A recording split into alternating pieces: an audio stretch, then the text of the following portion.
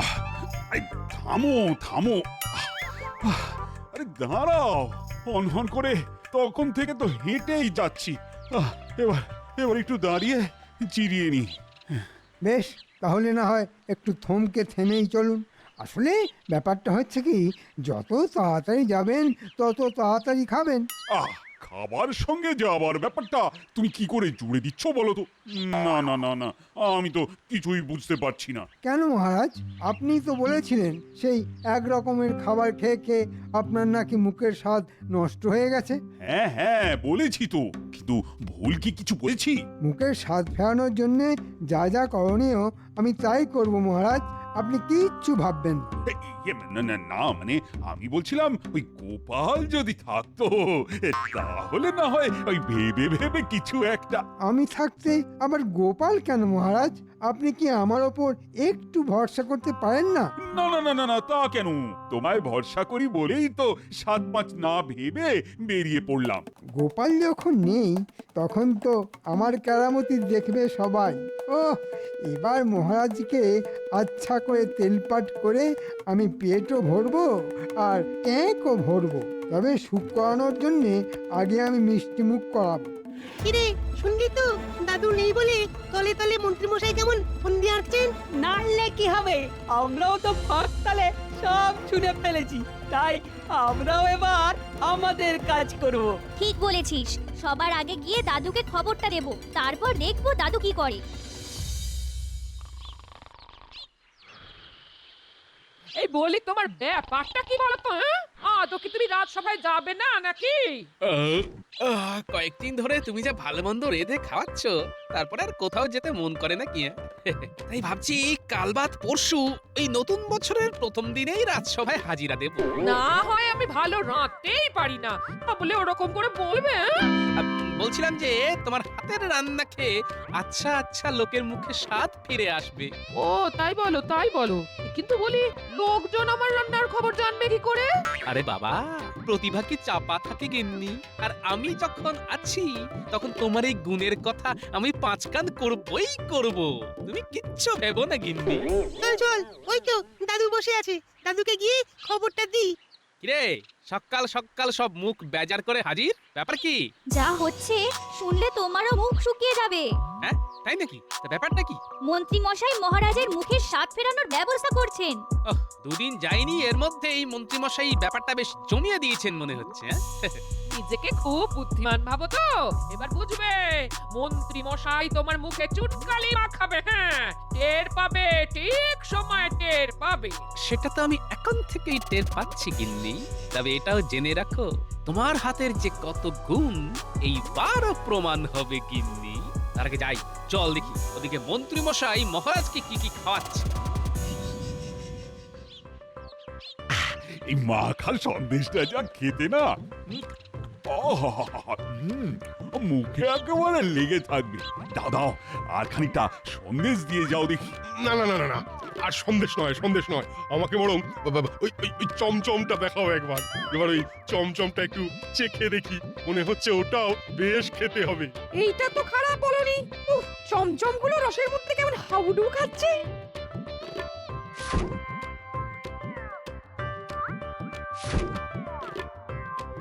কি দারুণ খেতে, মনে হচ্ছে গামলা শুদ্ধ চমচম একাই পাঠাই পেটে। ও মহারাজ, দেখুন দেখুন, টপ করে মুখে ফেলতেই কেমন পট করে একেবারে মিলিয়ে যাচ্ছে। চমচমটা খেতে ভালো, কিন্তু ওই গোটা কত খেতেই মুখটা কেমন মেরে দিল যেন। না না না, আর মিষ্টি খাবো না, এবার একটু অন্য কিছু খেতে হবে। কিন্তু কিন্তু কি খাই কি খাই কি খাই? আমি এক্ষুনি একটা ব্যবস্থা করে দিচ্ছি। এই যে বাবু, শোনো,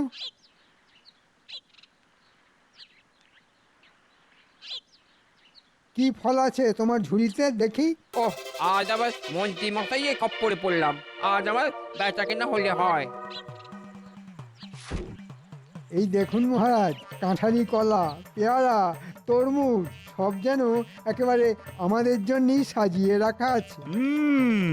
শুধু সাজিয়ে রাখলে হবে, খাওয়ার জিনিস খেয়ে একটু না দেখলে হয়? সব যদি চেখে দেখেন তাহলে আমি বেচবো কি? সে কি কথা, মহারাজের সামনে বেচা কেনা? যাও যাও, পালাও এখান থেকে, পরে এসে আমার কাছে হিসেব বুঝে নেবে। যা ভেবেছিলাম হয়ে গেল আজকের মতন বেচা কিনা।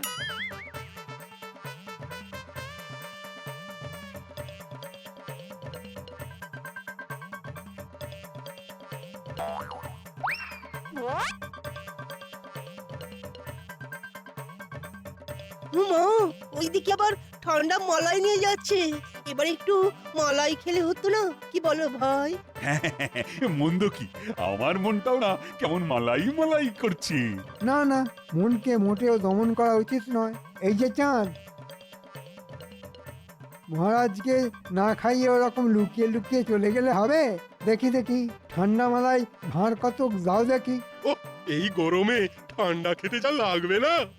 যতই লুকিয়ে লুকিয়ে যাই না কেন, এর নজর ঠিক পড়বেই। আজ যে আবার কপালে কি আছে?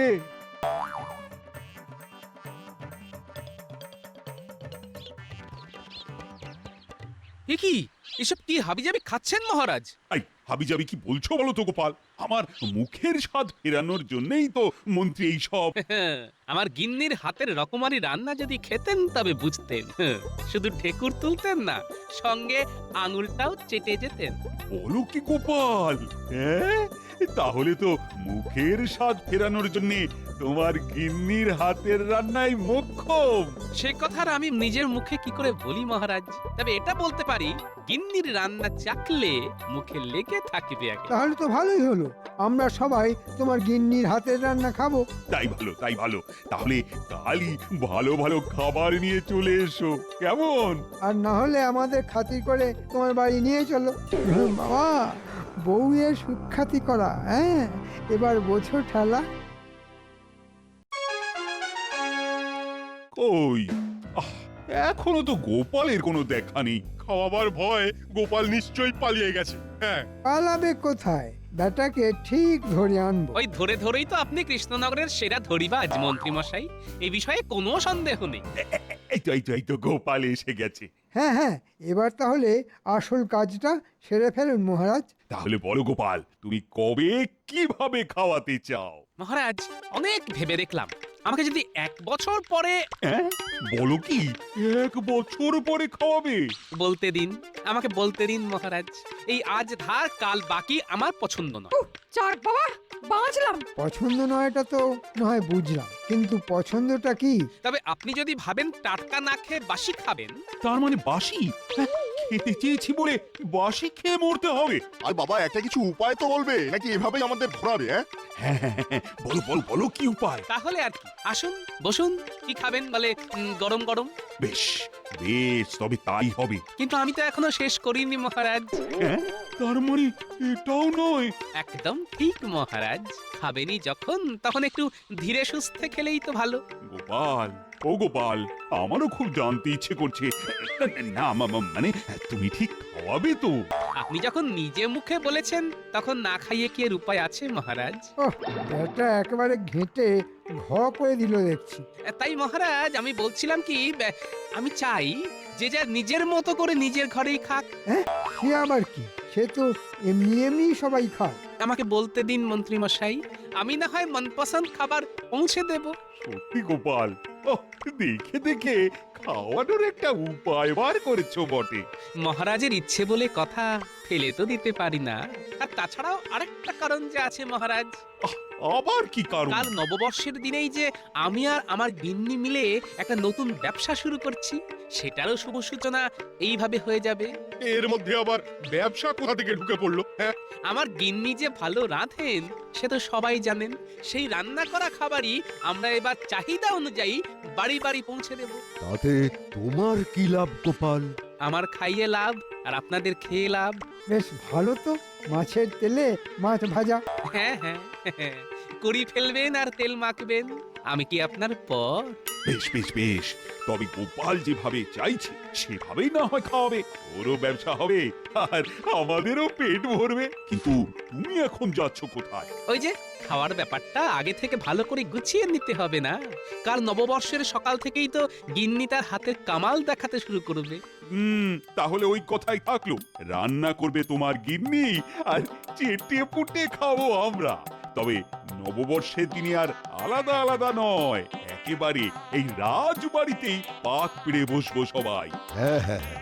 তারপরে ভালো লাগলে যে যার সে তার। গোপালের বাড়ি থেকে খাবার আনার ভাতটা আমার উপর ছেড়ে দিন মহারাজ, সেটুকু না হয় আমি দেখে নেব, আর উঁচির কাজ করতে হলে তখনই সেরে নেব।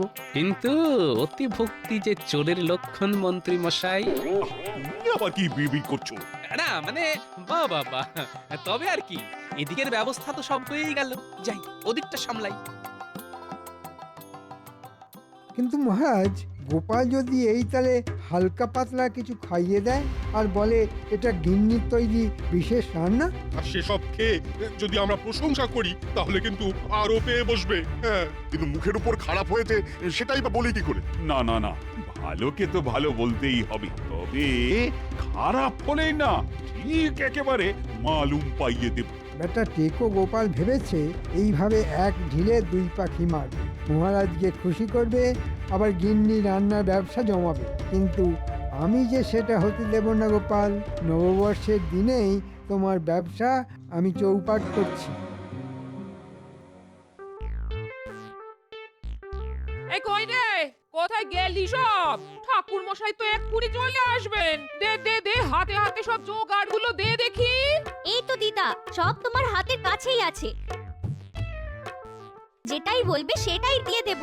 আমরা কিন্তু যেমন বলেছিলে ঠিক তেমনি বেলপাতার ফুল নিয়ে চলে এসেছি।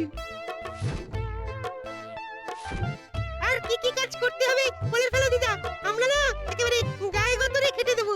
ও, তোরা জানো কি একেবারে বাধ্য ছেলে, হ্যাঁ? কিন্তু কই, ব্রাহ্মণ তো এখনো এলেন না। উনুন পুজো না করে দিলে যে উনুন চাপাতে পারছি না। ওই তো দাদু ওদের সঙ্গে করেই নিয়ে আসছে, তার মানে এক্ষুনি পুজো শুরু হয়ে যাবে। আরে তিথি তিথি যা পড়ার পড়ে গেছে, নিন নিন নিন, এবার মন্ত্রটা তাড়াতাড়ি পড়ে ঘরে উনুনটা জ্বেলে দিন। হ্যাঁ হ্যাঁ, আমি তো একেবারে তৈরি হয়েই এসেছি। নববর্ষে একদম শাস্ত্রীয় মতেই উনুন পুজো হবে, তারপর রান্না শুরু হবে। হবে তো বলছেন, কিন্তু হচ্ছে কই? তবে তোরা আর দাঁড়িয়ে থাকিস না, হই হই করে দিদার হাতের গরম রান্নার খবরটা পাঁচকান করে দে। ঠিক বলেছো দাদু, লোকজন জানলে তবেই তো খাবারের ফর্দ ধরাবে। চল তাহলে, এখানে দাঁড়িয়ে সময় নষ্ট করে লাভ নেই, সবাইকে শুভ নববর্ষ বলি আর শুভ খবরটাও দিই।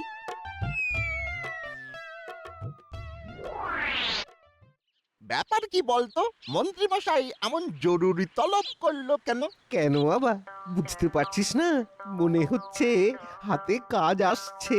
আমার তো আবার কদিন ধরে ডান হাতটা খুব চুলকচ্ছে। হ্যাঁ রে, এই খাওয়া দাওয়ার ব্যাপার নয় তো? বলিস কি? হ্যাঁ, তাহলে তো হাতেও আসবে আবার পাতেও আসবে মনে হচ্ছে। ওই তো মন্ত্রী মশাই দাঁড়িয়ে আছে। চল চল, হাঁড়ির খবরটা নিয়ে নি চল। শুভ নববর্ষ মন্ত্রী মশাই। ওহ, এসেছিস তোরা?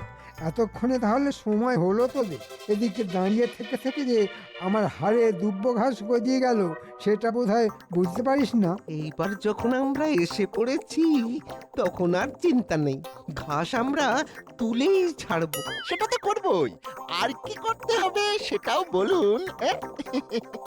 বাজে কথা ছেড়ে কাজের কথা শোন, তবে কথাটা পাঁচ কান করা যাবে না।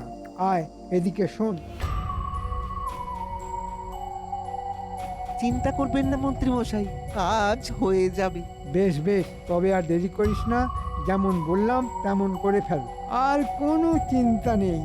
ওরা যখন দায়িত্ব নিয়েছে তখন আমার কাজ হয়ে যাবে। এই তালে এবার এমন কিছু হবে যাতে গোপাল ফেঁসে যাবে।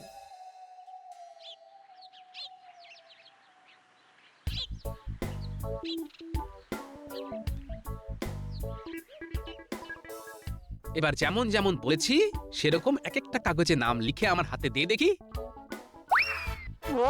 এই তো লেখা হয়ে গেছে, মহারাজ, মন্ত্রী, সেনাপতি, পণ্ডিত। প্রথম ক্ষেপে এই চারজনের খাবারই তো যাবে। কিন্তু মন্ত্রী মন্ত্রী মশাইয়ের নাম যে দেখছি বারবার লেখা হয়েছে। হ্যাঁ হ্যাঁ, লিখেছিস যখন তখন নিশ্চয়ই কোনো কারণ আছে। নে এবার ঝুড়ির মধ্যে খাবারের হাঁড়িগুলো বসিয়ে ঝুড়ির গায়ে নামগুলো আটকে দে।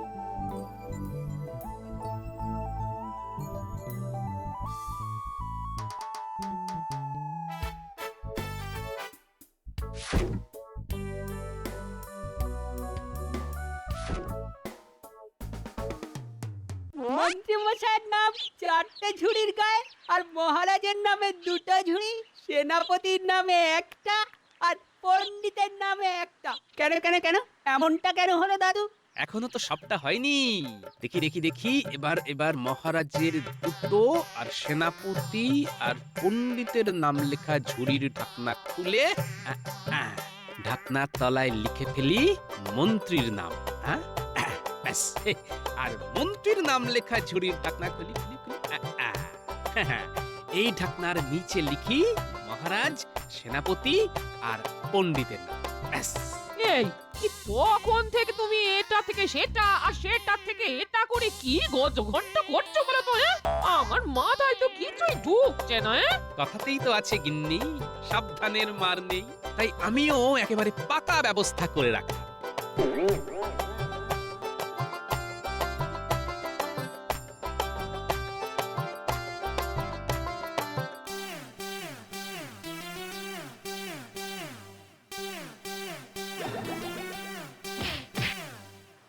কই গো, তোমাদের রান্না হলো?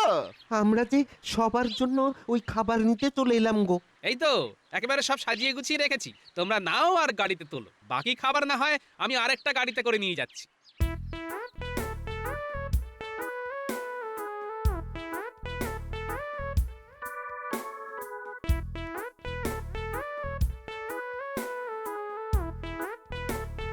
তোদের কাজ কিন্তু এখনো শেষ হয়নি। তোরা গাড়ির পিছন পিছন দৌড়ে আড়াল থেকে নজর রাখ, রাস্তায় তেমন কিছু হয় কিনা। তারপর আমিও চললাম রাজসভায়, সেখানেই তোরা খবর দিবি আমায়।